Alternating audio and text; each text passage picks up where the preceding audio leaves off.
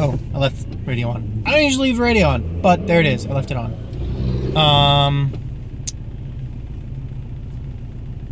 Stuff and things. I've apparently been on like a political science / econ kick lately. I started reading because I've never actually read it, and I decided whatever, I'll actually read it through.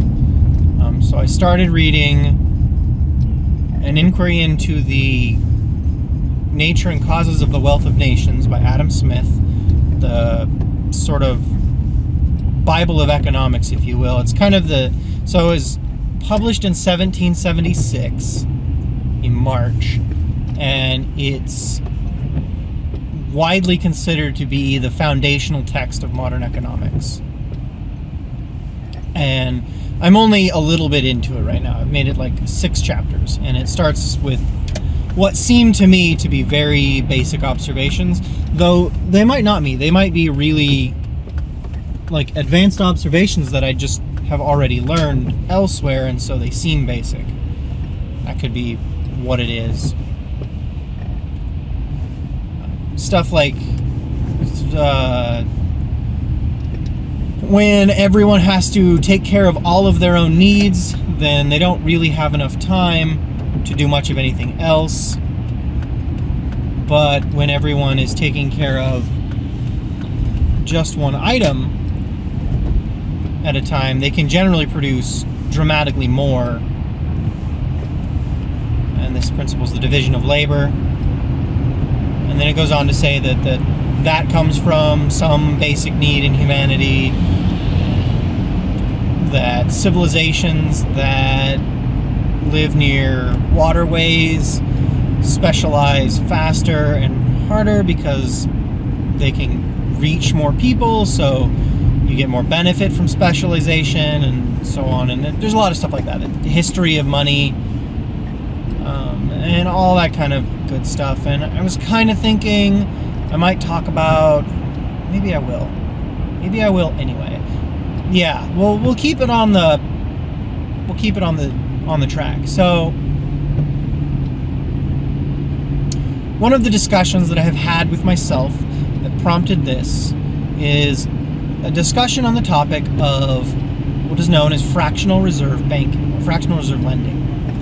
And the thing is, there's really 2 places that you'll hear about this.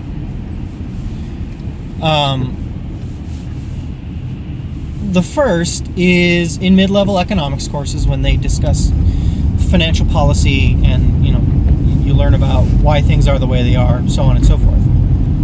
The other place that people will discuss this is cranks who are going on about dismantling the banking industry.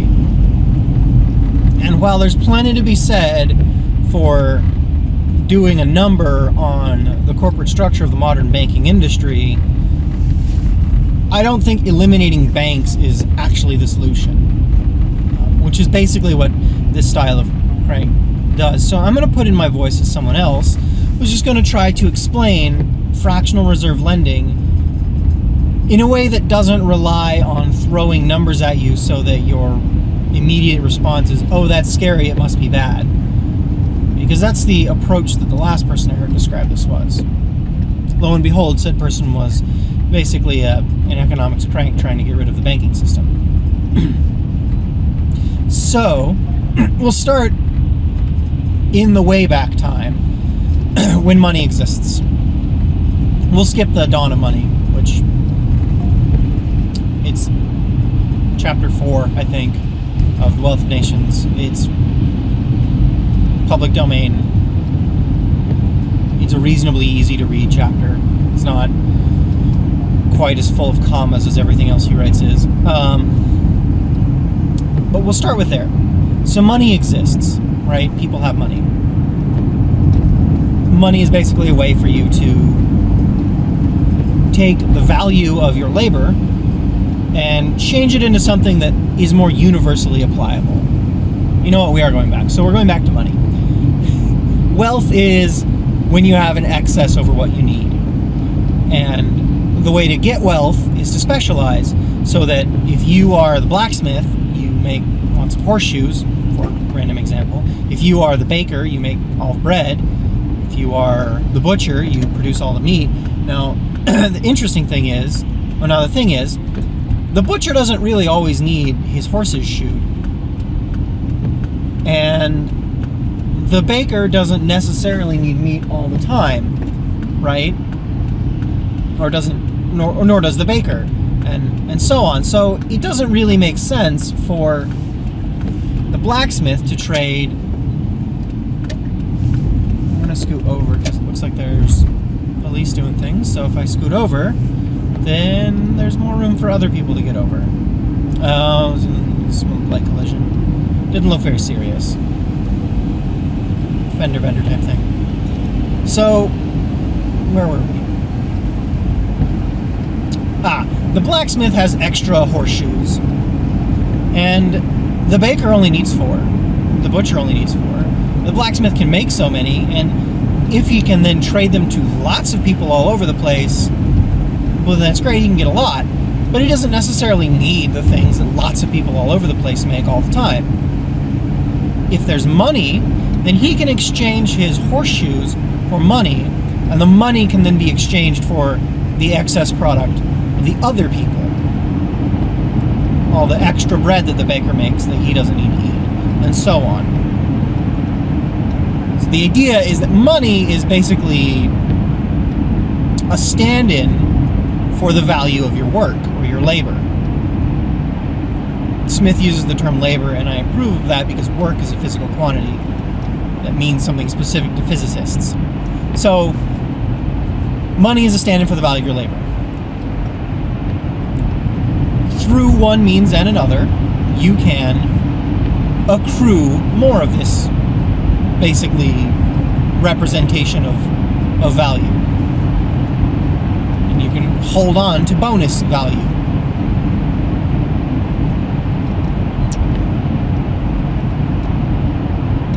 In keeping with the theme that specialization increases, or that specialization increases wealth, it makes sense if some people specialize in keeping money safe. Because the baker can then free up some of his mental resources that are used to keep his wealth safe, and he can produce more and different breads and so on. So it makes sense to offload some of that. Obviously, that takes work, labor, that takes effort, so there's value in it. So a price needs to be paid. The simplest way to do that is to say, here, you're storing the money, take all my money, and a certain percentage of it is yours. And that's the simplest way. But the invention of fractional reserve lending comes about when the banker realizes that most people don't need most of their money most of the time. The vast majority of the time, it's only going to be a couple of people who need to pull any of their money out. And just a little bit. They don't want to pull the whole thing out. So you really only need to keep a tiny fraction of it on hand just to make sure that you have enough to cover any withdrawals, right? So that you actually have some amount of liquidity. The rest of it, you don't need to keep on hand ready to hand out.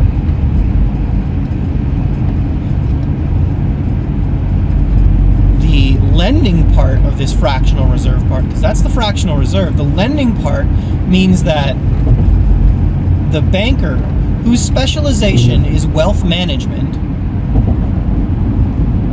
can then use other people's wealth to produce more wealth. And the simplest way is by giving out loans. And this has a lot of negative connotations in modern parlance. But loans are actually really important. They're a way for you to use a lot of wealth that you will have but don't yet. So you can use a loan to borrow someone else's excess wealth and do something like start a small business or buy a home, or something like that, which you will be able to use your labor to pay for over time.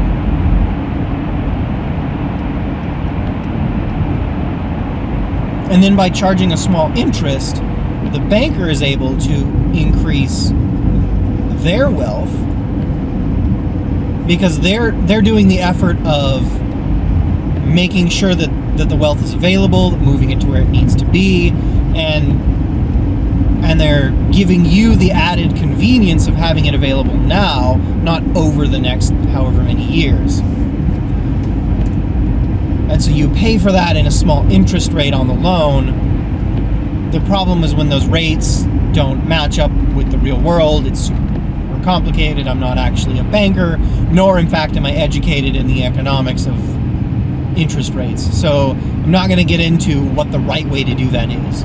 But in its simplest sense, fractional reserve lending means that because people who store money in a bank don't need all of it all the time, the bank can safely use some of that money to go out and generate more wealth elsewhere.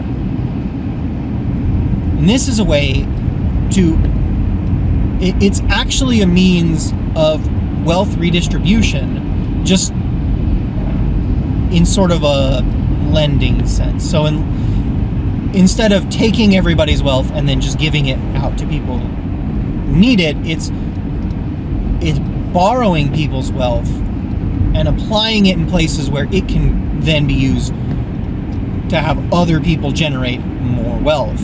And if you look into things like, if you look into services like Kivu, which is a micro-lending charity, then pseudo-charity, they actually do charge small interest, but they use microloans so that people can take small loans for smaller projects that will then allow them to better their station, as it were.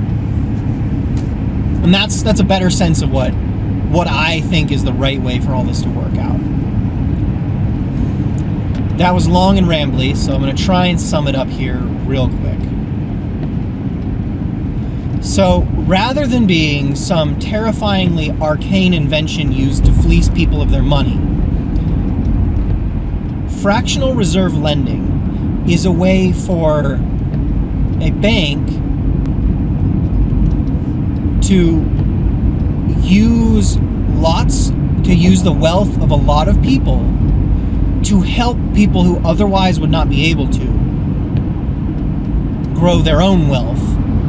Sometimes it takes a small investment of capital in order to actually grow your own, to develop wealth for yourself.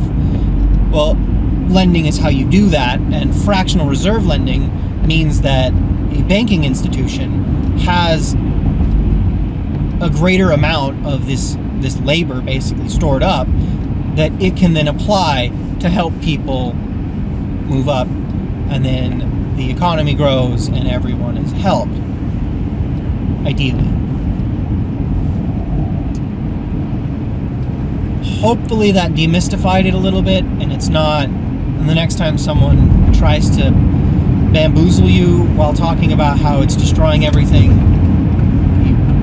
you're able to understand that in fact fractional reserve lending is not the invention, or it's a technology. It's not the technology that is ruining everything.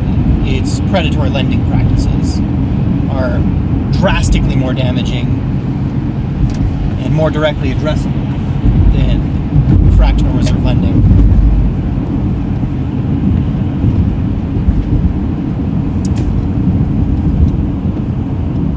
I just said a word that I want to talk to, that I wanted to go follow up on, but I already don't remember what it was, and it was like 30 seconds ago. Technology, right.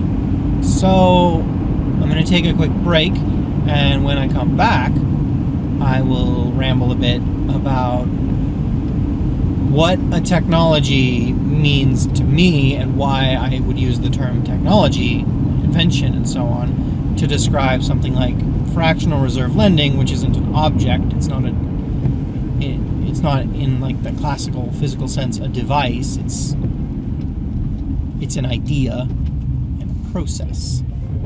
So in just a moment, I will come back and describe technology and probably something else, because I feel like that's going to be pretty quick. Well, I hope that this has been at least a little bit demystifying, that you didn't just get completely bamboozled by how lending grows the economy, if done well, or if done with a mind to actually grow the economy. Lending will grow the economy. And something else. And fractional reserve lending gives us greater pools of wealth to lend from. So we have more power to grow the economy. I'm probably going to have to, at some point, defend my position as a compassionate humanist who cares very deeply about people, and why I think that that the goal of growing the economy is not some cold-hearted money-grubbing scheme. But that might wait for some other time. Maybe that'll be the other half of the technology discussion. I'll see you in just a moment, or I won't. You'll see me. I'll be right back in just a moment. Do I have that? Yeah, I got the little bar on my face. Okay. One moment. Okay, and I'm back. I wonder if I could get a bunch of infrared LEDs and overpower them a little bit. Get some really bright IR LEDs and set them up on probably a battery or something, just to shine on my face, and then maybe it wouldn't create any distracting light as far as anyone driving around or as far as me, but it would illuminate my face in a way that the camera could pick it up, because CCDs are reactive down in infrared a little bit lower than the human eye is. And an interesting way to illustrate this is if you take your camera phone, your digital camera, anything like that, and point it at a remote control, like for a TV, and then press buttons on there, and in the camera you can see the buttons flashing, but to your eye you can't see anything. That's kind of cool. Neat little experiment you can do to demonstrate that remote controls work via light, but it works via light that you can't actually see.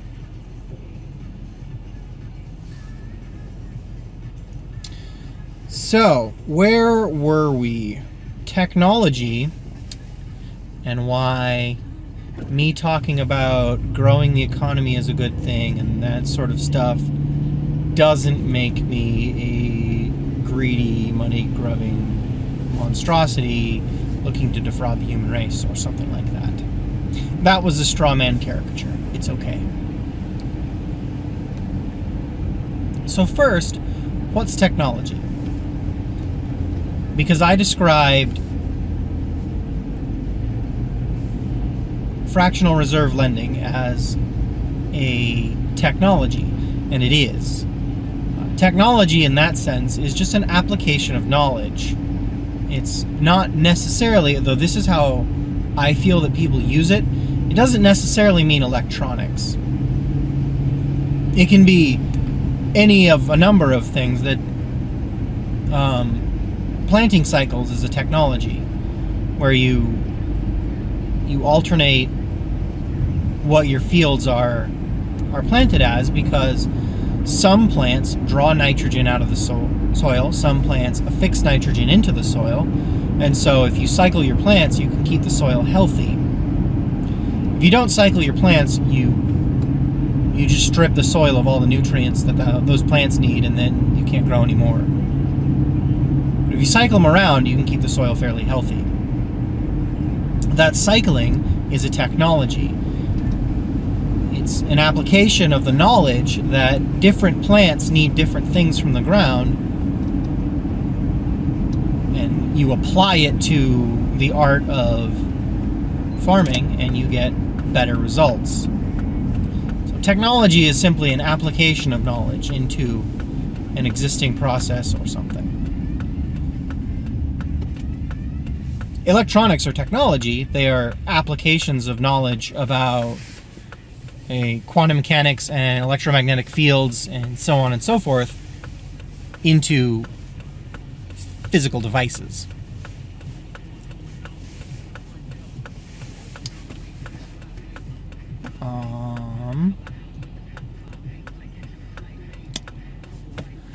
So, going back to economic theory as espoused by Smith in the end of the 18th century, and we're talking about how all of these things that I'm saying are not bad things. They're actually kind of good things, and the reason I've been saying they're good things is because they grow the economy. And the question then is, how does that square with my self-proclaimed compassionate humanist stance? The economy is the total measure of all of the wealth and transactions of some population. I suppose it also counts resources, probably. But the thing is,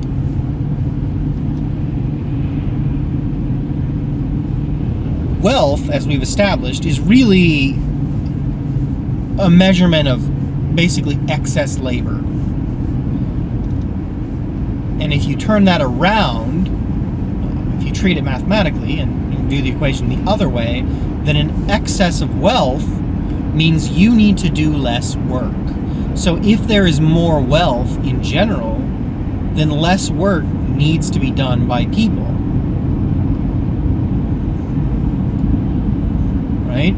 If everyone has to take care of all of their needs, then everyone is working pretty much all the time.